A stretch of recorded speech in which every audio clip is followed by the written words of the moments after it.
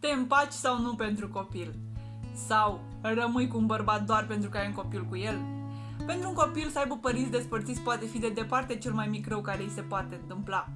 De fapt, nici măcar nu îi se întâmplă lui. Ceea ce are un impact major asupra copilului nu este relația dintre cei doi, ci starea fiecărui părinte ca individ. Dar hai să le luăm pe rând.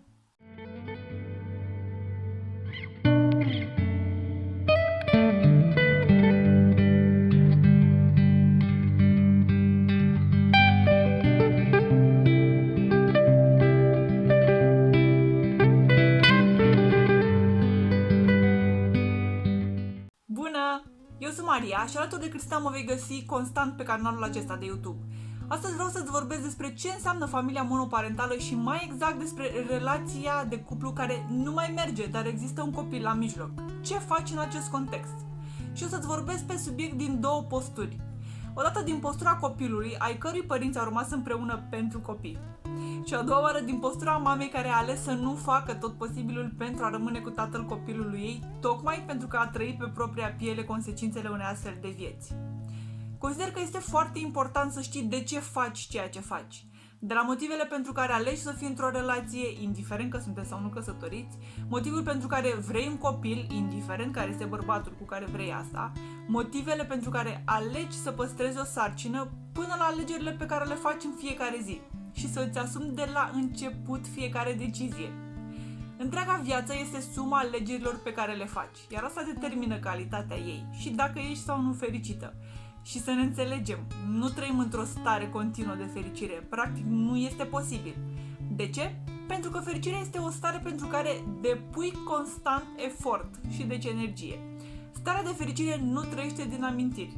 Povesteam într-un alt articol pe blog despre familia monoparentală și cum am ales să răspund celor care mi-adresau mereu întrebări al căror răspuns efectiv nu îi privea. Am ales să vorbesc despre asta deoarece consider că este foarte important ca noi femeile să ne sprijinim reciproc, mai ales în situații delicate. Și asta pentru că am trăit eu însămi ce înseamnă să ai un sprijin atunci când majoritatea îndreaptă degetul spre tine. Să știi că nu ești singură și că ceea ce ți se întâmplă nu este o tragedie, face o diferență uriașă. Și crede-mă, orice situație inconfortabilă sau neplăcută are cel puțin o parte bună și multe altele constructive dacă alegi să schimbi perspectiva.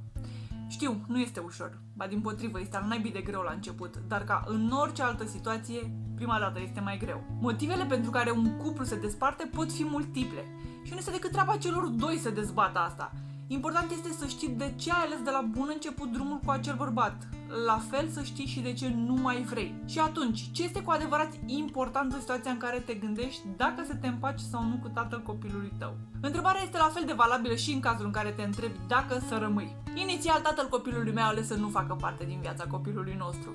Apoi s-a răzgândit subit și s-a străduit foarte tare să încerce o împăcare.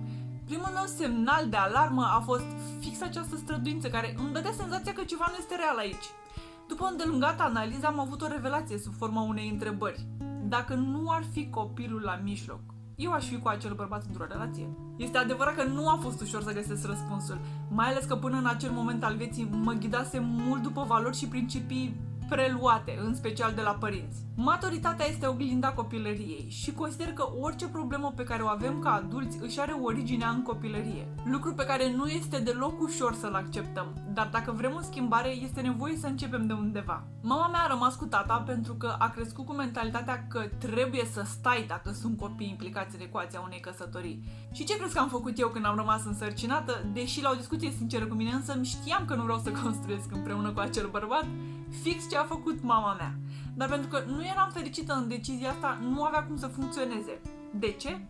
Pentru că atunci când încerci să fii altfel decât ești, nu faci decât să amâni o situație inevitabilă. Consider că un copil nu are neapărat nevoie de ambii părinți împreună, ci are nevoie ca ei să fie fericiți. O despărțire este foarte dureroasă, indiferent că relația a durat mai mult sau mai puțin. Atunci când sunt implicate visuri care se năruie, este dureros oricum ai analiza-o. Atunci când sunt și copii implicați în ecuație, totul se poate transforma într-un joc de putere, iar fiecare trage de ață pentru a răni pe cel care odată i-a fost partener și pentru care se presupune că a avut sentimente frumoase. Și mijlocul prin care se întâmplă asta este copilul. Bărbatul cu care ai construit o viață este una, bărbatul cu care ai și un copil este alta, iar copilul pe care îl ai e cu totul altceva de primele două. Viața este formată din experiențe ce au menirea să ne facă să evoluăm. Chiar și cele negative, cum sunt cele în care o relație se termină. Și știu pe propriul suflet că nu este deloc ușor, dar nimic nu este pentru totdeauna. Iar lucrurile se așează dacă faci ceva pentru a ajunge spre o stare de echilibru. Bineînțeles că am avut și eu impulsul să-l manipulez prin copil. Dat fiind că văzusem asta la ei mei, am ajuns să trag de ață mult mai puțin, până când am acceptat că relația cu acest bărbat nu este ceea ce îmi doresc.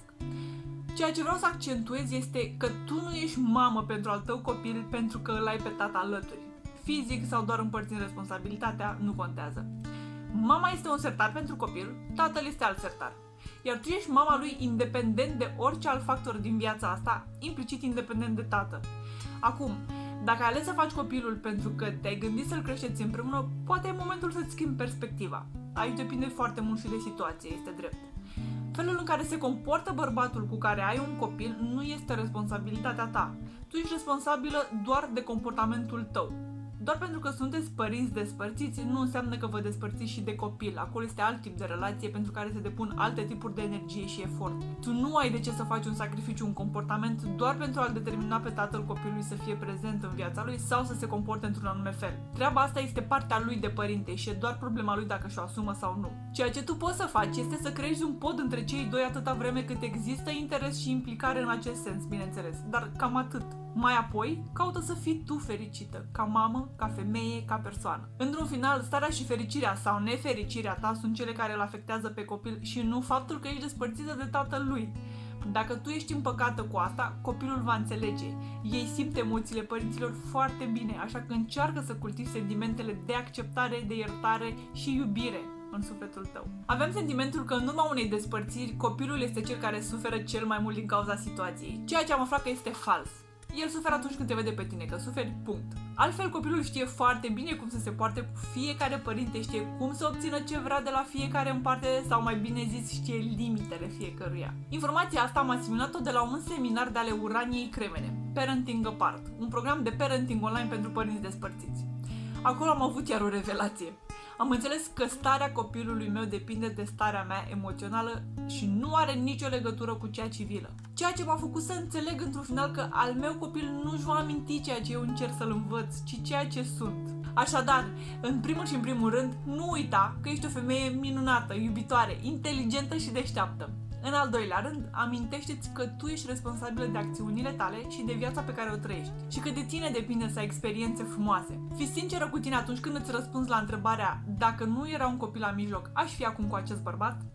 Mai mult decât atât, dă-ți timp și răbdare cu tine însăți pentru a afla răspunsul. Nu te grăbi, nu te fugărește nimeni. Odată ce te-ai hotărât să faci ceva într-o anumită direcție, lucrurile se aranjează până la urmă așa cum îți dorești. Atunci când ești ezitantă și te minți că vrei ceva, atunci lucrurile nu se leagă precum speri. Și dincolo de toate astea, orice ai face, nu uita că nu ești singură. Orice ai decide, să știi că este cea mai bună alegere pe care puteai să o faci.